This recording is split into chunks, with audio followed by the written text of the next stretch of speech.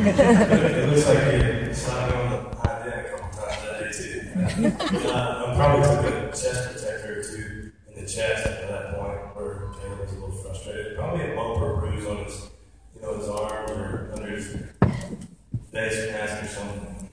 But an amazing game. We'll just move through the next couple. Just give us an idea of what this is. And in case you're not recognizing this was from the finals of the Atlantic Sun Championship down in DeLand, Florida. And Lipscomb's playing Gardner Webb. We'll stop on that one for just a second. The game went 15 innings, and you guys were both an integral part of that game. What do you remember most now? By the way, 7 years later, hard to believe. What do you remember most about that game? I think just the feeling of winning the biggest game of my life to that point. It was just amazing. We had such a great group of guys. They're still here. I mean, I can single them all out. We have such amazing friendships, but to work so hard towards one goal and then to finally feel it happening. And that was a tough game. We never gave up, and I was probably the most excited person because I was tired of squatting, getting back there and squatting for 15 innings, but to see that ball go through, Sugar Shane hitting that ball through was, I'll tell you what, it was a dash to first base to tackle him. You can tell on this screen better, but just to the right of his glove, you can see the ball. It was that close to not going through. I remember giving up the 2 runs in the ninth to let those guys tie it back up and riding that wire for so long. I can remember Ben coming into the dugout after every half inning. I mean, we would be down 2 runs and then whatever inning after the extra, but Ben came in there, tried to trip Ben all year long, just come on, boy, just getting everybody back on the grind. But I mean, several times we were down a couple runs, and then this is a testament to that team, that group. And you said it right, Sugar Shane. We had just such a camaraderie that year to win in a place of word. I mean, it kind of summed up the whole deal. Which set up the next 2 photographs I did.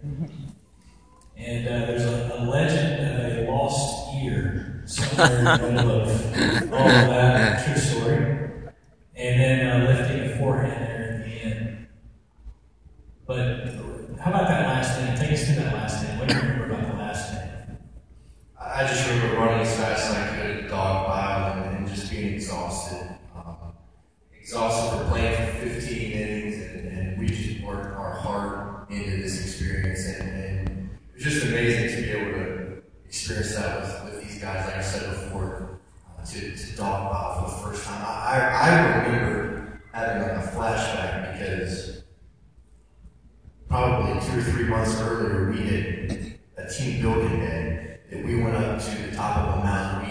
It's an exercise, and so Coach Moran set it up, and we had a lot of trust activities set up through that, and we ended up going to the very top of the mountain. And I remember us vividly practicing. Let's practice winning this whole thing. And I didn't really understand it at first, but we literally just acted like we had just won the whole thing, and we just started going nuts. And then to have it actually happen in real life a few months later, and to be running to that palace, we did it. This was amazing. It was a feeling that I'll never forget. So it's set up, you're on this mountaintop experience, literally, you get to do the actual dog pile. And 5 days later, you get to another mountaintop, which we'll hit that photograph. But Rex, you started that game at Georgia. Walk us through what you remember from that game. Obviously, the first time we've been to the dance in Michigan City, school history in Division 1, but it was incredible. Coach showed up with our fresh white cleats on and a big circle out before the game, and we did a little team chant, these crazy guys and Daisy, all the guys remember it, and that's the stuff that you do remember. I can tell you a little bit on my behalf about the start of that game. It started pretty rough. It was a little square down the line here, and then a line drive gap, and a double after that. I mean, it felt like it was just in that first couple innings. It was like, this is going to be brutal. We got down pretty big early, but once again, tried to true. Here comes just that heart soul. That training wouldn't stop that year. We looked up when we were in the game. And personally, I just wanted to give us a chance to stay there. For a couple innings, I think I did as much as I could to hold it. And these guys, I actually played in the minor leagues with the guy that started this game against us. And he didn't have too many nice words to say about our lineup, that's for sure. So that moment right there, Dale, that's got to be one of the top moments you can remember from college for sure. Oh yeah, it was fun. I baited him pretty good too. I'm not gonna lie. The very first pitch, he's throwing sinkers, hard sinkers, and coming from a little old small Lipscomb school, I tried to bait the catcher. He threw that first one inside, and I turned back and said, "Man, that was hard." Trying to bait him and throwing another one, he did, and I smacked it. But it was it probably he fighting in the air, but it sounded like a good story, so I tell him. But it was good. I think it kind of took the anxiousness out of everybody. Okay, we ultimately got to lead right there in the first inning, but it was a fun experience. So everybody knows that baseball players play in the best league in the world, but before we get to the baseball, we're going to go outside the lines, if you will, next few photographs. And these first couple have to do with the question, what do you do when you're not playing baseball? So, Caleb, tell us about what you do here. This is me mooching off my big league friend Rex. Duck line. We've enjoyed the last couple of years hunting ducks together. Hope there's no PETA people in here. We like to sure get them. He's got a great setup in Missouri, and my brother and I actually duck hunt as well. And so we've enjoyed a few outings together. A lot of laughs and a lot of storytelling in that duck line. And if we'll go to the next one, Rex, you're obviously involved too in the outdoors. So I pride and joy of my hunting life right there, I guess you could say. A lot of you do, hopefully, definitely really there's not any people in here now that arrest us right now. But that's once again, we all kind of people in the baseball world. Fortunately enough, a lot of them some great places to enjoy the outdoors, and that was from Kansas, and it's just, like I said, a lot of good people, and fortunately enough for me, a lot of them like to hunt. Well, I know I speak for Tommy Parker and myself, and I'm sure there's others. Give us some numbers on that. He scored 184, 183 or 4, I forget. Right in that ballpark, anyways. He's a giant, killed my bow. It's just one of those free deals that might be a once in a lifetime here, but I personally hope not. I go back here and hang out with that guy, and if you can beat the guy, Caleb knows it pretty well, Connor Gillespie, if you can beat the guy, you never meet a more passionate guy about deer hunting. To be around camp camaraderie, I guess duck hunting, the duck hunt is a lot like sitting in the bullpen. You meet some people you find out a lot about, people you never thought you would know, but just a good way to enjoy it. So Caleb, one thing we learned about you through Twitter, as we go to the next one, is hockey. And not only do you like hockey, and know which team you like, obviously, but we go to the next one. You support your team in some interesting ways.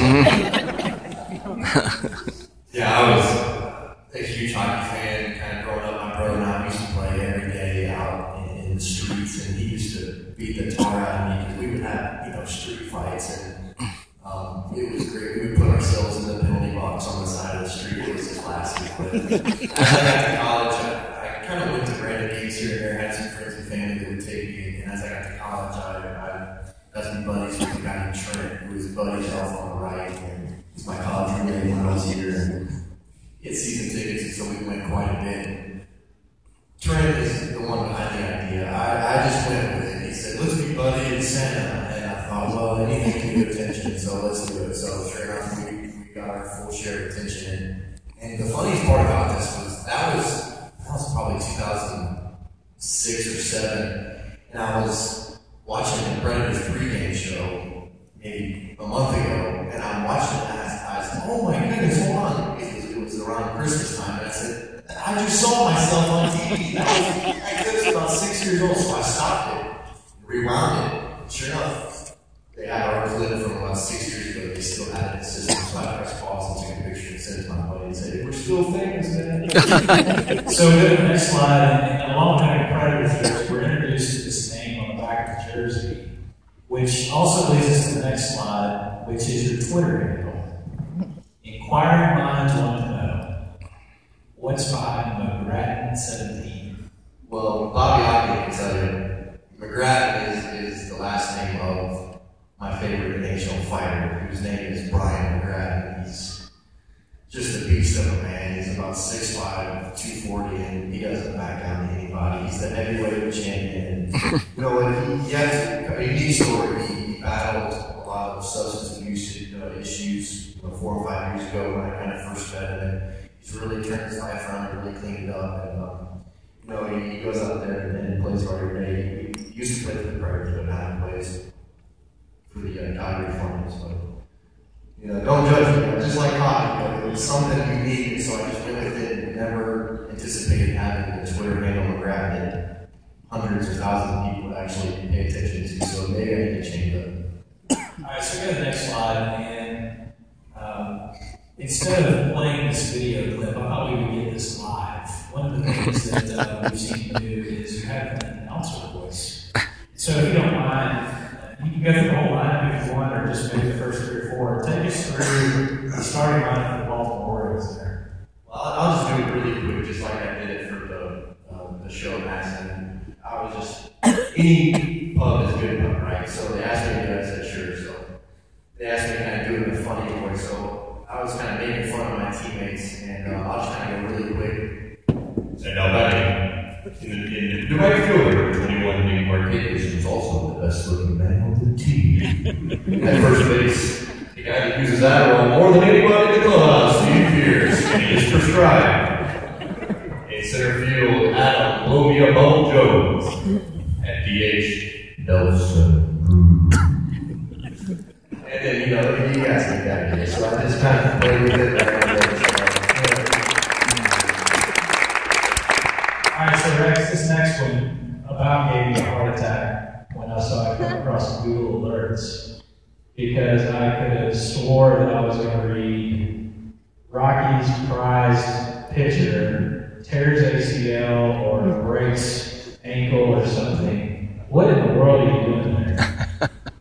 Showing off, I guess. I don't really know if you could have seen the field that day. It was 6 inches, I think, of solid snow. If you've ever seen a baseball field on the show. That's what it looks like on the side. That was all pushed off the target. That's actually all the front office behind us there. The one that did that. It was like that all the way around the field. So you're going to step in and get your feet wet, or you can jump it. And we like to jump things in Tennessee. So I just jumped. That's great. So this one's really going to take it back. This was from rookie year. And for some reason, I'm thinking you're supposed to be Princess Leia. Not a very good one either. You see the big guy on the right, he would have been Princess Leia too. Jason Jones standing in the room of your presence. He had a way of making me do whatever he needed and not saying a word. So Jason Jones told me to do it, and I was happy to oblige.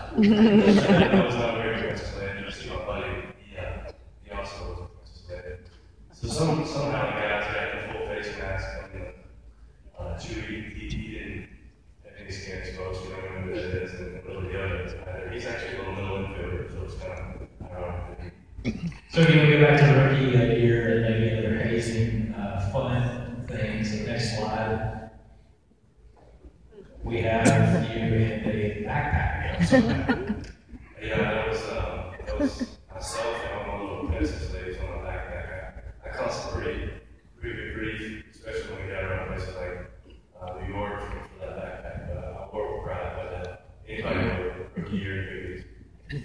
All right, and we saw this in the video earlier, so we go to the next 2 slides, but Caleb, Adam is quite the bakery aficionado evidently. Tell us what's behind the pies with Adam. He just started a few years ago in any kind of walk-off win or big game performance, or if you're a rookie or you haven't gotten pie in a while, he just loves to go up there and throw pie. And we actually, in the tunnel area, we got our replay room, which is right there next to the back. And inside the replay room, there's a cooler of Gatorades and waters, and at the bottom there's a pie. So at any given moment, if he feels you deserve a pie and you're doing an interview, then he's going to run there and grab real quick and try and sneak up and get you. But I had a feeling being my first time interviewed on the field that this could happen. And then when I saw the pie for the bracelet, I knew here it comes. I'm just going to wear it. All right, we're going to move on. Getting outside the lines thing, Rex, been a pretty important offseason for you. You had a significant draft pick in the offseason. Tell us about that for young lady. Yeah, she's my first pick in the first round. She's here tonight. It's been 3 months here now. Tomorrow will be 3 months. It's been a good 3 months, and I can tell Mr. Play like this, but you better hang on for the first couple months because I'm going to slow down for a while. But it's been great, and it feels like honestly we're just getting some different things. And it's been a truly, truly amazing blessing to not only get to have a full-time roommate now. It's the big leagues, but anyways, it's been great getting to know her and really learning what I can work on, that sort of thing. That's been the one side of what I do, but learning so much about each other. You never thought you could learn so much about an individual. I'm sure many people know it here, but if you have any wisdom about that, that's one, feel free to get better at this whole game. Isn't that right?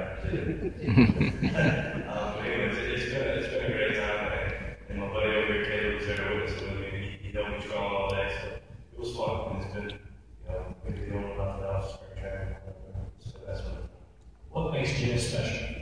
What, first and foremost, she's such an encouragement to my faith that she's first and foremost. That was the first thing that drew me to her. The first day I met her, she set herself apart from everyone, and I was drawn to her then. She didn't know that I was necessarily drawn to her for a while, and it kind of took me being very blunt with her, being like almost, hey, I like you. One of those kind of deals, but Jill's always been, she set herself apart. And from day one, I was all in, I guess you could say. So she's definitely my encouragement and my cornerstone, my rock as far as who I want to start and pursue, start a family with and pursue an eternal life in heaven one day. So that's been the bedrock of what we want to model, what we want to put forth in our life, and the verse that we go by is Matthew 6:33. Seek first His kingdom, and the rest will be added to you. She's my angel, so to speak. So. Is that how we're looking for her?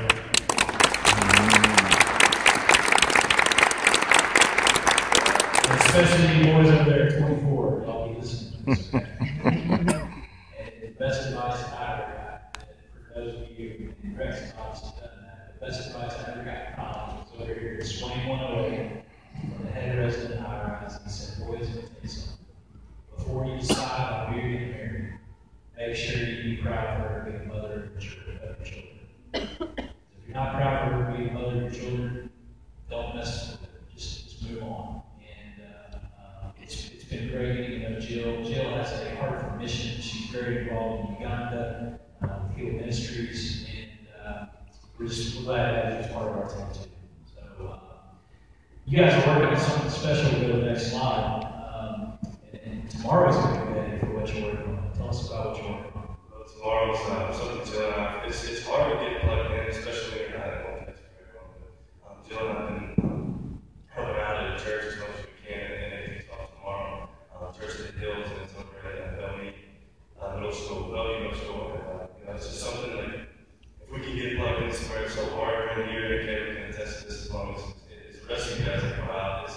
It's that community. It's a community like this that means so much. So Jill and I are plugged in for the church, and we're definitely looking forward to we're kicking off tomorrow. We're going to leave Tuesday. So once again, it's one of those sort of things you have to leave behind. Community to be plugged in with and encourage everyone as another church home. Plugging somewhere. Maybe a church just plugging. So moving on to the next slide. Caleb, you got your coverage too. Tell us about Brooke. Yeah, people told me I'd kick my coverage, I'd over my skis, all that. I've heard them all, but my wife and Brooke, we've experienced it all, I guess. I mean, in just two years, we've had our ups and downs, but she's kept me up straight. She's the kindest woman I've ever known, and I tell you what, she wouldn't hurt a flea, and quite honestly, me, I like killed up, no, she just has a radiance about her that shines, and she can get along with anybody. She can make friends with this chair right here if you give her 10 minutes. So, but we're expecting a baby. Next slide. And we we're so excited to be parents soon, in about 3 weeks. So we have to actually leave on Monday or Tuesday, because we have a baby due March 1st. There'll be a boy, maybe a future bison, never know. We're going to name him Walker, so we're excited about that. But Brooke's experienced the ups and downs of this lifestyle, and she stuck with me through thick and thin, and probably more thick and thin.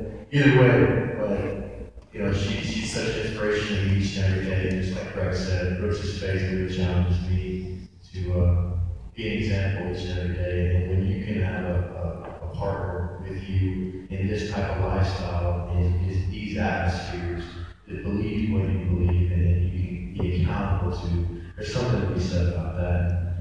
I would encourage all the single guys out there to really seek that, because there's nothing like having a partner that you can depend on spiritually, that you guys can bounce things off of. But she's been great, for many years back in Instagram. We're so proud of you guys. I mean, really, both of you, for who you are, and just in the time since you've been gone from here, just seeing you grow as a man and your faith, and now being willing to share it, and let you share your testimony a couple Sundays ago in Lebanon. We're just so very proud of you. And as we move into baseball, we'll talk baseball, but we're just really happy to know you guys are Pisces. And thank you for what you're doing to model to everybody out here tonight. We did move to the Hill, and Rex, let's talk some Colorado Rockies and pitching. And you mentioned that bullpen. And tell us what life is like as a guy in the bullpen.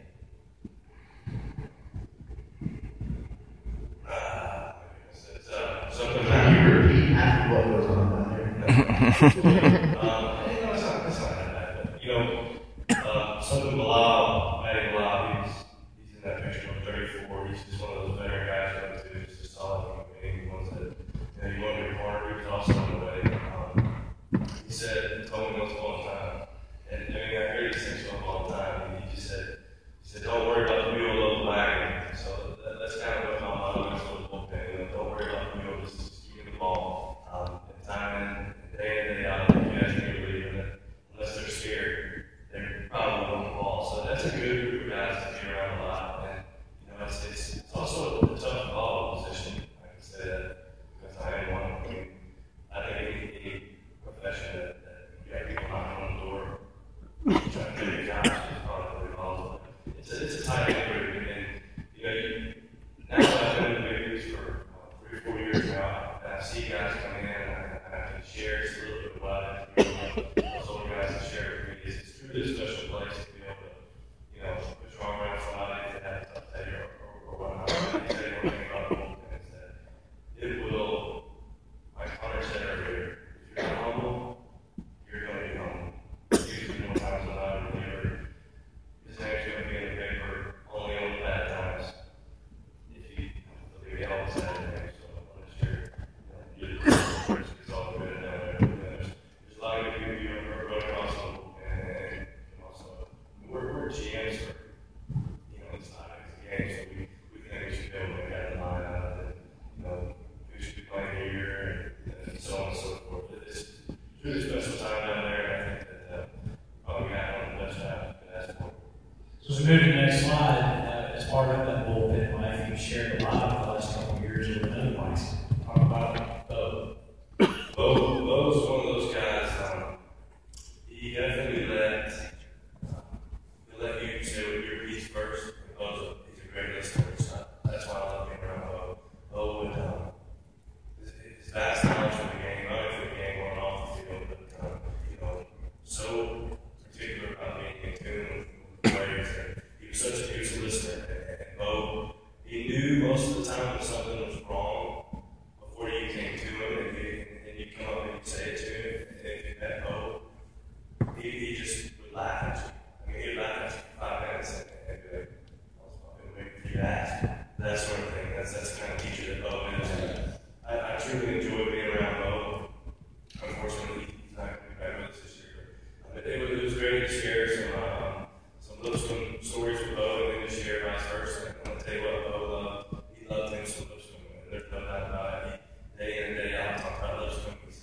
down back in Lipscomb, how's it going over there? He checked in with the team on time, how they doing, and I can definitely attest to that once twice, always blessing, because he genuinely loves this place. I know he doesn't get back here as much as he wants to, but he definitely loves it.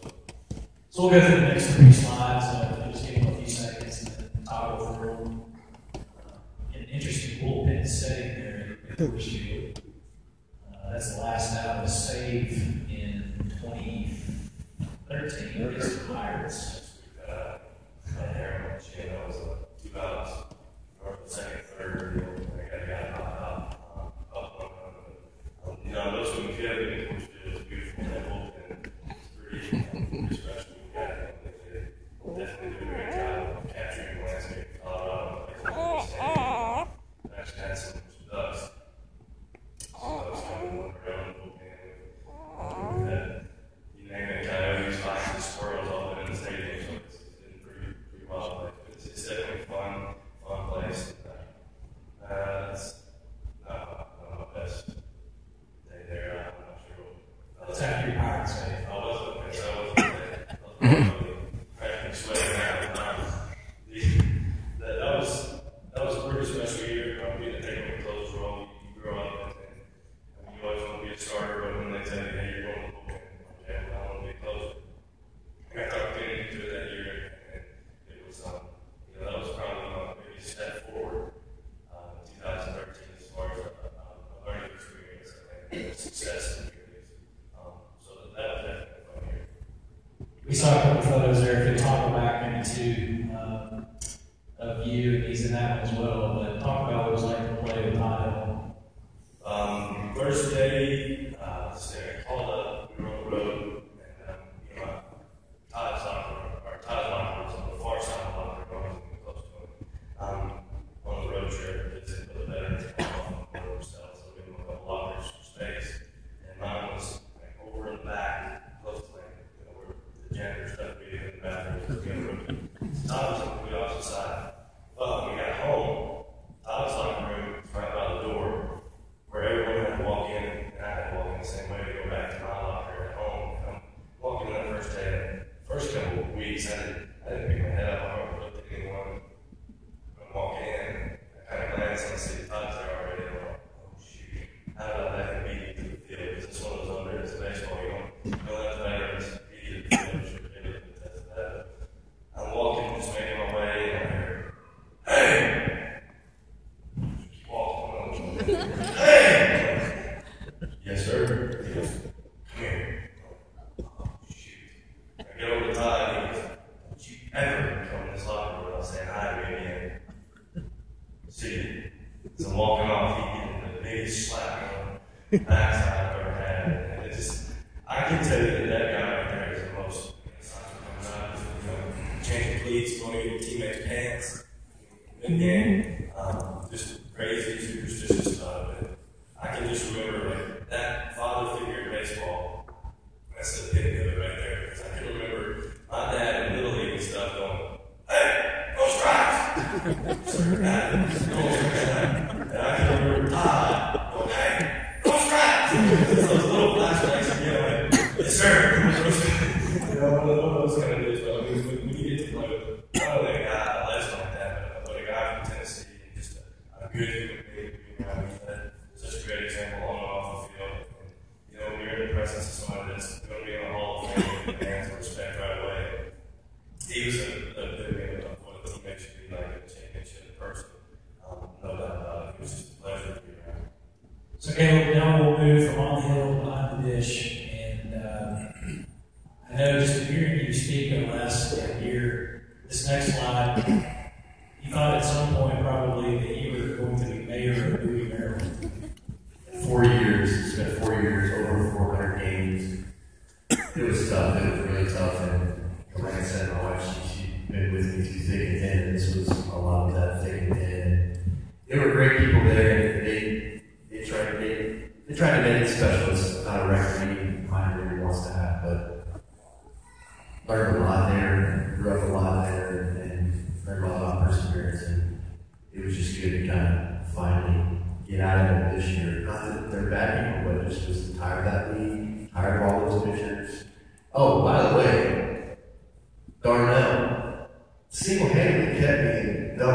the past 2 years because I've had to face Logan about 60 times a year, and I can't get a hit off him. He keeps throwing that sinker down the way. I keep throwing it over to shortstop. I'm like, he's going to throw me a sinker. Here it comes. Shortstop. So it's his fault that accident 4 years ago.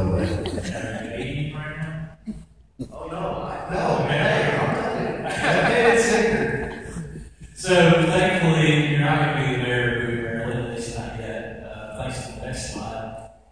From that very first game and that first lineup where you break through, talk about that day. Crazy emotional day. I was so excited to face Schmidt. I was really excited. We won a championship together. I called him 6 million times, and I just wanted to see what was going to happen. I mean, he can really work the ball now. He's kind of a fastball curveball pitcher when he was here. I could sink it, cut it. He can really maneuver the ball, so I was getting excited. And then it called up, and it's a quick turnaround. Oh my goodness, I'm going to the big league spot. It's amazing. Call my wife, call everybody, and probably. Anybody that's on my phone, I was ready to tell them, so get down there, and it just happened so fast. Before I knew it, I was, getting fitted for my uniform, signing a contract, doing all the crazy things, and then right before the game, all the nerves came, and I wasn't like Logan. I was pretty cool until about an hour before the game, and then, oh my goodness, straight to the bathroom. So I spent, first 30 minutes, I was just, I was so nervous, I had so much responsibility. It's a little different. I didn't just go down there and just throw my fastball or go play right field and, catch a fly ball or sit at first base or second base and turn it to play. I had so much going on for all that to happen in the span of a couple of hours. I got to the field around 3 o'clock and for a 7 o'clock game, it happened really quick. So I was back in there. When that third out was made and we won the game, I was the most excited person on the field. But as you go with that game, the next slide, it was a pretty cool Middle Tennessee moment and a really cool faith moment that happens as you get ready to catch your first pitch. Yeah, quickly, Ben's over. He was with the Rays last year. He just got traded with Oakland now. So I kind of been nagging Ben for the last couple of years, complaining to him, using him as a crying shoulder. And a lot of you guys have heard the story already, so I'm sorry if it's a repeat, but it is a pretty cool moment that for years now I've been using kind of as a mentor, and he's been there, done that. We've experienced a lot, and so when I get the call, I had no idea where the team was even at. Sure enough, we're in Tampa, so they were flying to Tampa, and I just couldn't believe, oh my goodness, Ben's over. It's been helping me get through those really tough years where I wanted to quit and was ready to move on, and just, I don't know, and we prayed about stuff, and he really helped me spiritually and mentally and all these type of things. So sure enough, I was batting ninth, and when I walk into the clubhouse, I see usually Desmond Jennings leads off for them, but he had a hamstring issue at 94, so Ben usually either batted second or third. But I looked at the lineup, and oh my goodness, it's over. It's batting first, so I was batting ninth. So we went 3 up, 3 down. So my very first moment on a major league field, that is right after I just threw the ball down to second base. Ball's in, coming down. Or second base. I didn't say that, by the way. So I throw it down, and his walk-up music is playing, and it's his wife, who's a Christian artist, and I'm like, this is surreal. This is not happening. This is surreal. This is unbelievable. And he walks up and he taps me on the shin guard and said, "Hey man, how great is our God, dude?" And I was like, You can't say that to me right now. I was misty, and oh my goodness, I had big old tears in my eyes. I just couldn't believe it. I was like, this is supposed to be fun, not sad, But it was a powerful moment that out of all of those times that I called him and was just unsure, just a spiritual formation that, whether you like it or not, well, I firmly believe God has a pretty funny sense of humor. And for me, that was just funny, like, you want me to quit, right? Well, how about your first game? One of your buddies will bat first. So it was pretty amazing. Ben is in Franklin and has been here and spoken in chapel before. He was watching me and an amazing couple. Playing in the American League, these next couple slides, leave them up for maybe 10 seconds and then slide to the next one. You're playing against guys that are pretty well known, not only in this country, but around the world. And that's David Ortiz right there. There's one little area you can pitch in that's pretty good, but other than that, brace yourself for a loud sound. And he's got a little boiler on him, but I'll tell you what, he can still swing. And he's one of the nicest guys ever. He comes up and he doesn't have a care in the world, but I'll tell you what, if you don't watch out for the trumpet, this was my first home game actually, and that guy right there ruined what I felt was probably going to be my first pie. We were winning, going into the ninth inning, and Miguel did a 3-run homer to take the lead. I threw out 3.5 guys stealing that game. And I thought I was definitely in line for a pie, and he ruined it in the ninth inning when he did a 3-run homer. That guy's just unbelievable. He's the best player in baseball. And this was just another one, you know. We have a friend who we live with, his name is Dukes, and he's from Tampa, and Ben actually hooked us up with him, and we live with him. He doesn't use the word coincidence, he says God incidences. So this was another just funny God incident. We really did, okay, you're going to quit. Well, no, I got something in store for you. How about you catch Derek Jeter's last moments in Yankee Stadium? And I tell you what, that was the most nerve-wracking I've ever been on a baseball field. It wasn't my debut. It wasn't the playoffs. It was that game. And that game meant nothing in terms of win and loss. But the magnitude of that game, that this icon is playing his last day in pinstripes, it tore me up. I was shaking the whole game like, let it go, man. It doesn't matter. Like, this isn't you playing. I had the biggest headache for 3.5 hours, 50-something thousand people chanting, thank you, Jeter. And it was just amazing. And to watch him get emotional, you know, after the game, to get a front row seat to that was just unbelievable. Such an icon. My brother got to experience a lot with him. My brother got to play with him, you know, both in the minor leagues and when he played in the big leagues. And so, pretty cool that we both kind of have a little history of playing alongside him and then me kind of behind him for his last moment. This guy's the epitome of baseball, and you know, he really is a genuine guy. So the next slide, we'll use it to talk about breaking a home run record with the Orioles. What was that like? Well, that was about the extent of my offense for 2014. I was working with 200 basically the whole year. But I ran into a little streak there where I kind of got the bat head out in front for a change, and it wasn't getting jammed. Like all those balls we were seeing that, you know, Rex's highlights that people were hitting, you kept hearing that sound that's like off the end or getting jammed and then trickling to second base. That's basically what I was doing all year without these 5 swings, but it was pretty cool. I got to hit 5 homers in 4 different cities in different days, so that was pretty fun. It was something, you know, to be proud of. What's happening here? Elvis Andrews, he actually did interview with me. This was one of the first times I got animated, but I was ready to throw this guy out, and he said, he swung. The ball was like basically in my mitt, and he went to swing late to protect the guy like a hit run. And he did hit my glove, but I wasn't convinced of it until I went down 2 seconds later and watched the replay. And so, for a catch interference, you get an error. And I was trying to play the whole season without an error, so that's what I was really angry about, was that I do not deserve an error, because this guy swung late. It's not my fault, you know. So I was pretty upset. Was the game still going on at this point, or was it after the game? I don't know after the game, especially when you're here. I should have said I'm not sure. Alright, so speaking of getting your temper going, notice the glove of the catcher here from the Blue Jays, and that is you hitting. Take us to that day. You know, it's just unfortunate circumstances, I guess.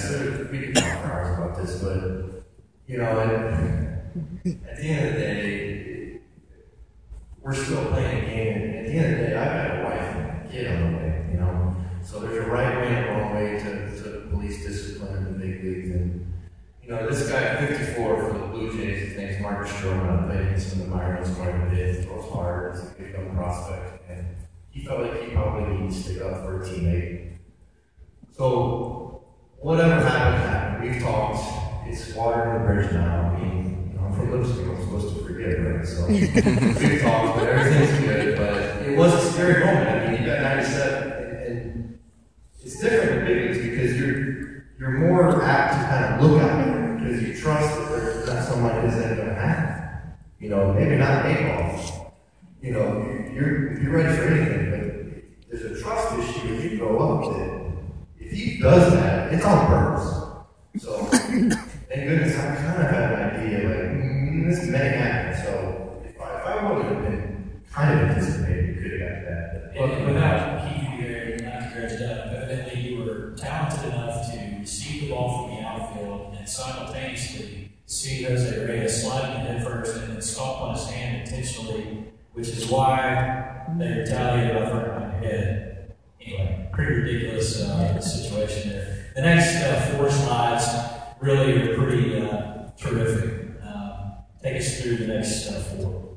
Well, that's the playoffs. The last game of the playoffs where I single-handedly lost the game for our team because I didn't catch the ball. He was sliding there, and that was, the final game that knocked us out of the playoffs. But to be able to play Major League Baseball playoffs was pretty amazing. It was fun to be a part of. Well, I'll tell you what, if you've ever been to an NHL playoff game or even a playoff game at LP Field, times that by about 3 because the traditional baseball crowd is a very respectful but enthusiastic crowd, and so it ran that up times 10 in the playoffs, and it is like, man, it's a circus out there. It's a lot of fun to play. Okay, these next 2 slides. This one is game 2, and you're trailing 2-0 in the second inning, bottom of the second. You get a sacrifice fly here to cut the lead to 2-1. Later in the game, you get a single, and if you go to the next slide, this is shortly after you just thrown out Dyson, stealing second base, who had been running his mouth all before the series that they were going to run all over you. And I don't know about all of you, but we were trying to figure out Buck Showalter. Because he's the guy who makes the lineup, right? You mentioned you got a streaky offensive year, and then all of a sudden you're in the middle of a great streak, you're going out runners, and then all of a sudden your name's not in the lineup the next day. How about how hard that is to, or is it hard? Does he make it clear to you? Does he make it clear to Huntley how he's going to do it? When does he let you know? Because for us here in Nashville, that are huge Caleb Joseph fans, we're beating our heads against the wall trying to figure out why you're not in the game. We had more of a routine during the season, but come playoff times, a lot of reporters in Baltimore say, in Buck we trust. So, hey, in Buck we trust. I would love to be on the field every day, but he's got a lot of information that goes through, and he's making the best decision, and he's done it a lot longer than I have. And so, yeah, of course, you want to play every day, but at the end of the day, you got to be ready, even if you're not in the lineup to start. But it's one of those things that completely out of my hands. I know I'm giving you the PC here, but somebody made a tweet, so I get it. To McGrath at 17. And then the last slide here, before we'll kind of close things down, but anytime you get interviewed by Kenny Rosenthal, it's a pretty cool moment.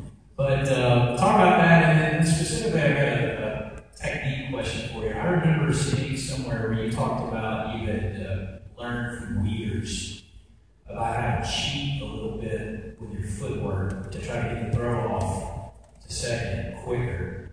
And then all you do is go and lead the American League in catchers throwing runners out of second base at 40%.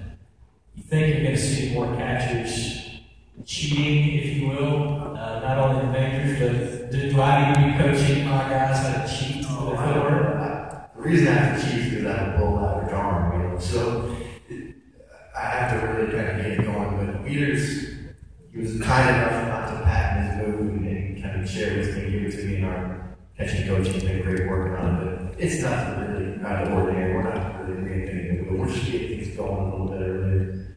But it was really neat to get interviewed by Ken Rosenthal right before the game. That was after the 5th home run. Right before the game, he came to me and said, "Hey, I really look forward to interviewing after the game." And I was like, "What are you talking about?" He's like, "You're going to get your 5th win today." I was like, "Oh, come on, man." First swing, and I saw him in the camera well. He was like, the guy's not this tall, so I couldn't do it. Like, goodness, man, we need to get these guys some stilts or something. Great guy, great reporter, but he's pretty short. All right, let's go on to 2015, and Rex, will start with you. Another busy offseason for the Rockies. They re-signed Detroit Rockets. You go from being engaged to being married. You got to be a pitching coach. You got to be a general manager. Not many off-season moves by the Rockies. You've brought over Emily, who played with Caleb in Baltimore. But talk about all of that, and then also, if you can, I know that Dr. Josh Rankins has been doing some things with you and with our guys. Maybe you can share some of that too. As far as the offseason is concerned, the first couple months, it's back in the season. This is typically on the running for offseason. We take a month to 6 weeks off, and I think about that time, Jill and I got married in November 8th, so about that point, I had a month of our honeymoon, and that was a great time. We came back, and obviously, hunting sometimes has to take priority in my life. I have to fight that all year long. It's like, I go hunting with family, I don't know what. Got some hunting in, had some good rest, a recoup time.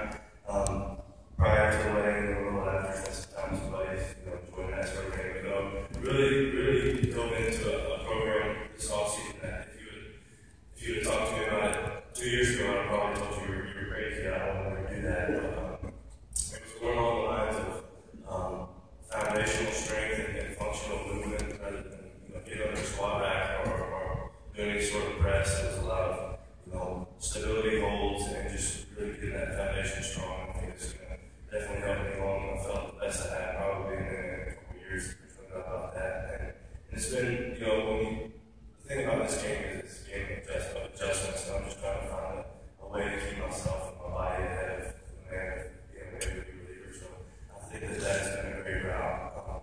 And they were really pouring into me what they believe in, and I grasped it head on at the beginning of the offseason. Really, Hunter and I both have been going there all offseason, and it's worked wonders. I think that anybody in here, these guys that are on the Lipscomb baseball team now, as far as you're concerned, you're probably strong enough to play baseball day in and day out, but you move well enough to the point where you can get better. And that was for me, I think.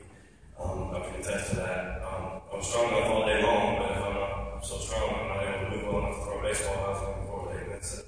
That Caleb and I talked about time and time again, like some of his hobbies that we played, Broadway, such a good catcher, and that sort of thing. Because this guy, we all knew at 6 o'clock in the morning, Caleb might tend to be sleeping in the weight room instead of working out, but it is not getting double. So definitely excited about this offseason and where things are headed as far as all the new guys that are coming into the Rockies. And I think every big league team and every organization that anybody that does spring training is excited.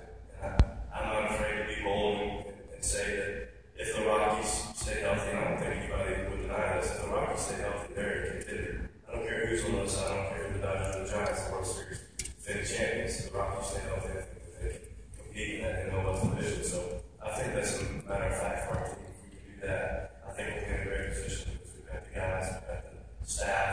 I mean, it's just a matter of getting out there and really, you can talk West Iowa, you can talk World Series, but they don't start with health and getting one and taking it at a time. I think that's the most incredible thing is that we go through this 162 game season and then we look up at the playoffs and then see it decided by half a game. That blows my mind. So that minuscule game that you might give up, that broken bad signal in April, gives us a lead, low game, go down the road, and it comes to every big play. So every game is important. So when you get one game back to the Rockies, it's just a plan that probably wouldn't be too bad of an option if we could put that together. So last year I know it was frustrating for you in a number of ways. But even talking to some of the Rockies executives and what I heard them, they realized early on that they utterly confused you as far as role that they take you from supposedly the close of the future, then they signed Joe Hawkins, then you're more of a situational guy, then a bunch of guys got hurt, basically one of the only lefties, if not the only lefty left out of there. You throw a ton of innings last year. So hearing what I hear out of Denver now with the newspapers and everybody, with the new GM, Walt Weiss seems to be in the corner, seems to believe you. Jeff still seems to think the new GM that you can be close to the future. How do you feel going into spring training as far as confidence in your role, confidence in what the plans are for you this year?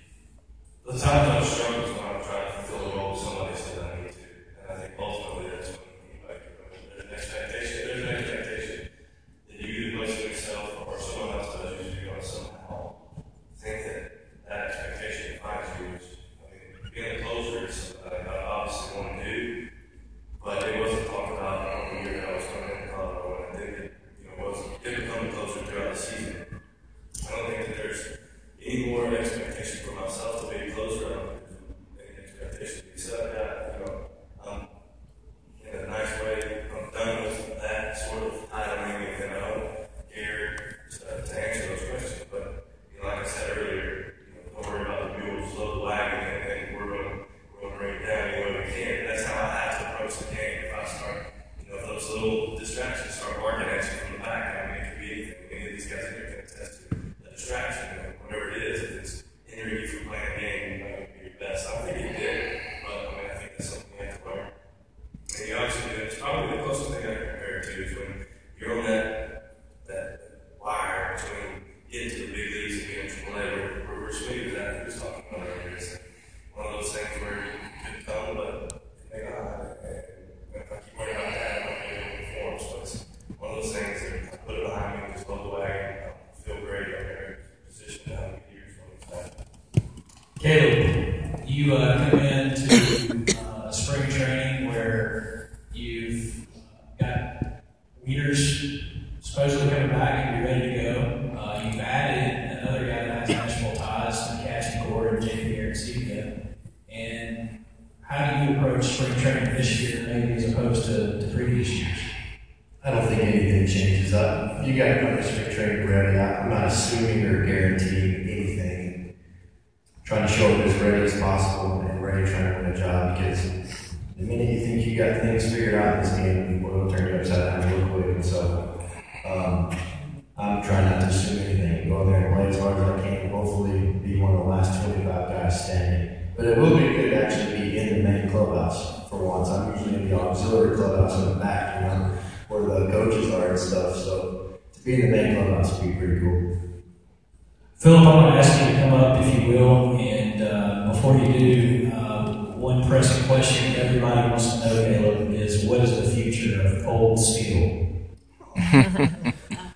Well, maybe for the people that don't know, we might share what Cold Steel was a band that Buddy the Elf and I kind of formed here at Lipscomb with two other ball players, Jerry Young, Jordan Barron, and we practiced in the press box. We practiced in the press box. Coach Foreman was kind enough to let us practice in the press box. We have played shows here at Lipscomb, and it's pretty amazing. We're trying to get the band back together. Jordan is off in Alaska somewhere, so we're trying to locate him. He's growing a big long beard, and we don't know where he is. But once we locate Jordan, everybody else is here in Tennessee, so we're going to try to have maybe a 10-year reunion tour, which will be Lipscomb Arena. With all of you. Coach Forehand, we'll give you a chance to come up if you want to say anything, any final words about these guys, and we'll close it out with Philip here at prayer as he's coming up, and we get ready to do that. What can we be as a group praying for you guys this year? A lot of times I share with people, because I've gotten to know a lot of big league guys and band members for that matter over the years, that people just don't understand the life that you guys live, and the pressures and the demands and the fatigue that you go through. And it's not this glamorous day in, day out thing, but what can we be as people that are obviously firmly in your circle? How can we be praying for you this year? I think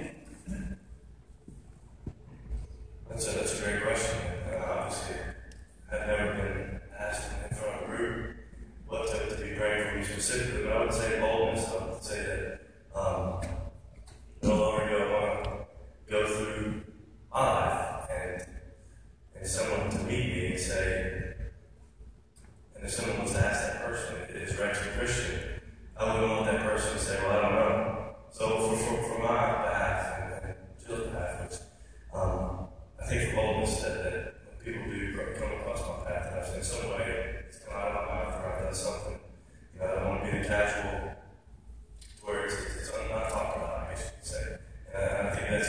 personally, I think that's a bold statement.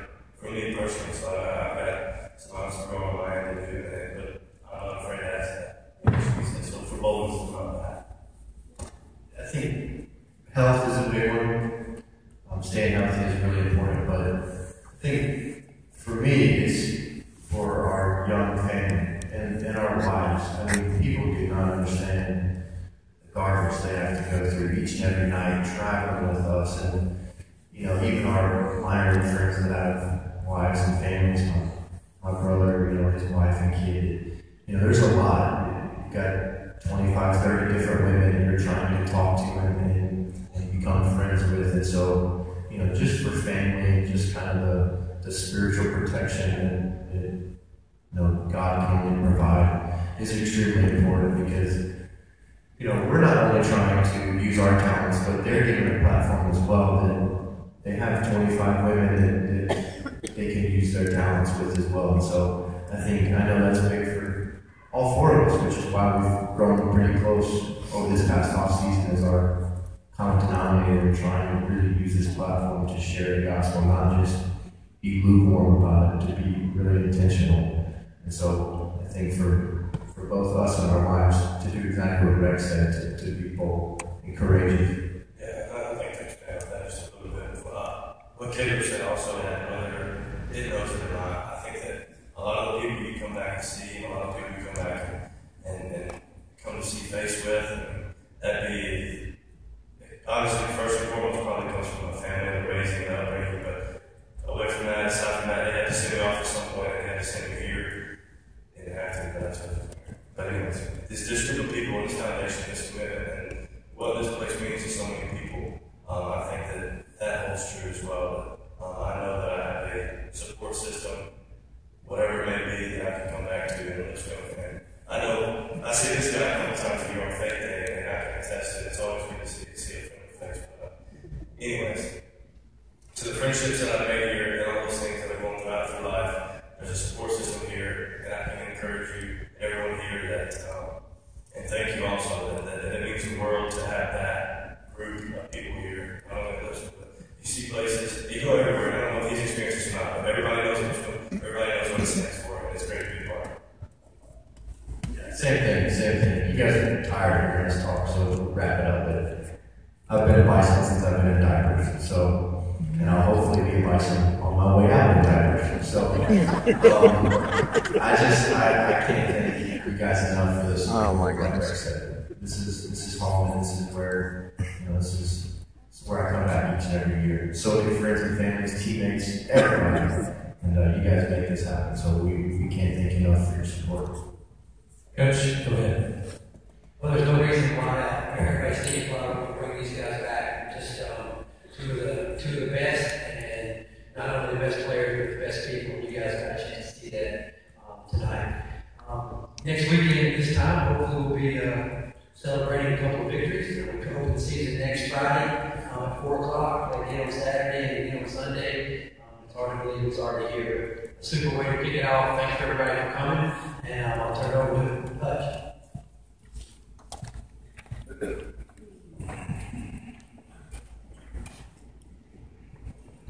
It's a fantastic night to be here.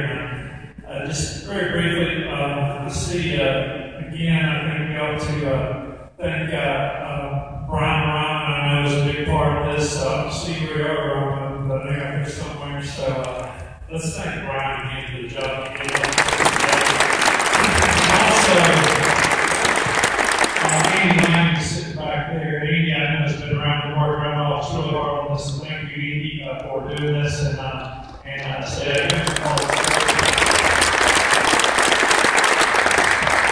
our entertainment and technical services people work almost around the clock. I mean, I've been in board meetings for the past couple of days, and they were working there, they were working in the argument, they were working at the dinner downtown last night, and they were working here again tonight. And so just really appreciate that people to do that, and so thank you for that as well. And finally, nobody's thanked Brenda yet. Brenda, great job tonight, so thank you, Brenda. Appreciate that. I'm sure I let people out, but just really appreciate everybody being here tonight. And I'm going to close with prayer, so if you'll bow your heads, we'll be after that. Lord, thank you for this beautiful weather. We enjoyed today, the sunshine, and getting to be outside, and that health that was good enough to allow us to be here tonight. And thank you for the good food we enjoyed, and thank you for the friends that we were here with, and family, and thank you for teammates and for team this program. And so many had a chance to get together and enjoy one another's company tonight, and for memories and just for us to look at these pictures and these stories, and for the good feelings that they bring up, and they people that they teach us about relationships with one another, and how we can value brotherhood and just the relations that come through sports and shared struggle, suffering, and triumph. Lord, I've been asked tonight to pray specifically for Rex, Caleb, and I'm so thankful for these guys and for the men that you come. We're so thankful for the way they're using their talents and abilities. And so we pray for boldness for them. We pray that there be no question that they are ambassadors for you. We pray for good health for them, that they remain healthy and able to use their talents and abilities the best they can. We pray for their families and pray that they just continue to stay strong in their relationships and their marriage and grow closer to one another as well during our long and difficult seasons sometimes. Lord, we've got several others here who've been up here tonight who also will be playing parts around the country, and pray for them. Same prayers we're praying for these two guys up here. And I just pray success for them, that they lean on you during the tough times, and that they want willing to share you during good times. Lord, we're thankful for this group and for this team, and we are really looking forward to them being out on the diamond. And I just pray that they be successful. We pray that they be good sports, that they represent the school well, they represent themselves and their families well. And pray that they be successful, and whether they win or lose, pray that they carry themselves the way that they're trying to you. Pray that as parents, we also do the same, and that we encourage them win or lose. Lord, we love you and thank you for this night, and we pray that you give us as we live this place. In Christ's name. Thank you for being here.